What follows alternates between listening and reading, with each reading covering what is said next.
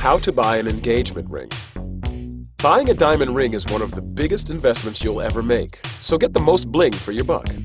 You will need input from the bride and loved ones, knowledge of the 4 C's, carat, color, clarity, and cut, a grading report, and negotiating skills. Optional, membership in a warehouse store.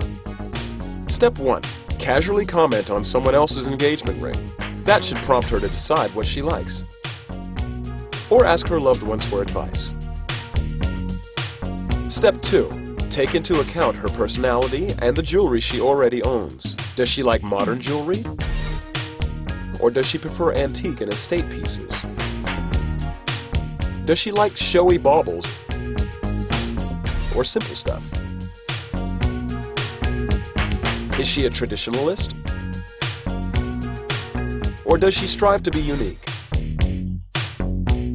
Step 3. Pick a shape. Choices include round, square, radiant, emerald, pear, marquise, princess, cushion, asher, and heart-shaped. The princess and radiant cuts are more forgiving of flaws than the emerald and the asher. Beware of buying shapes other than round ones online.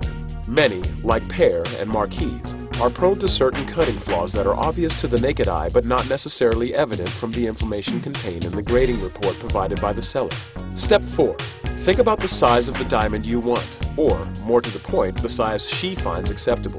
Diamonds are measured in carats, 1 carat being about the size of a green pea. Step 5. Consider color. Color is graded from D, colorless, to Z, with colorless being the most valuable. Diamonds graded N and below are noticeably yellow. Step 6. Decide on the level of clarity you are willing to pay for. The choices range from FL, flawless, to I3, included. Almost all diamonds have flaws or inclusions. The trick is to find one whose flaws are least visible to the naked eye. Step 7. Cut refers to the reflective quality of the diamond. Cut grades range from ideal, assigned to diamonds that reflect the most light, to fair and poor, for diamonds that reflect only a small proportion of light.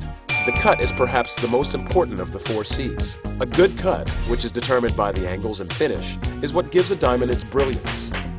Step 8. Consider the setting, which determines the center stone's height. Choices include prong, bezel, channel, pave, cluster, and flush. A cluster setting, with many small diamonds around the main stone, can result in a tall ring. A flush setting provides a more understated look. Step 9. Choose which metal you want for the band. Platinum is the most expensive, but also the most popular because of its durability. Other choices include white gold, yellow gold, titanium, and palladium. White gold needs to be replated every few years to retain its polish. Step 10.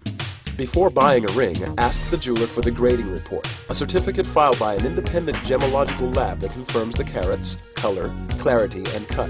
If the jeweler says he can't or won't get one, walk away. Do some comparison shopping. Sometimes a warehouse store can offer the same quality jewelry as a retail shop at deep discounts. Step 11. Don't be afraid to haggle. You're expected to negotiate when buying an engagement ring.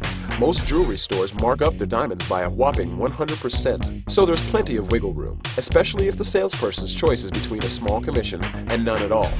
Did you know Richard Burton gave Elizabeth Taylor a 69-carat diamond ring?